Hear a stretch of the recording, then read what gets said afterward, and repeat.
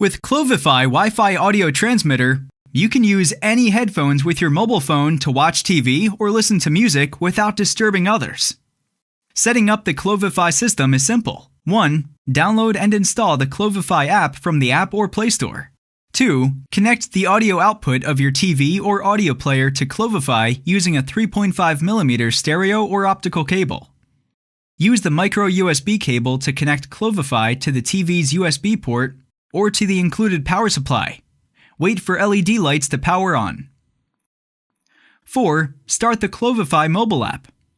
5. Configure the CloviFi network in one of two ways. If a router is present, use an Ethernet cable to connect the CloviFi device and your router. Open your phone's settings and connect to the Wi-Fi SSID that begins with CloviTek. In the password field, enter CloviTek. In the CloviFi app setup wizard, choose the Ethernet option and follow the on-screen instructions to finish setup. For a single device or multiple CloviFi devices on a single Wi-Fi network at a single location, configure each device separately.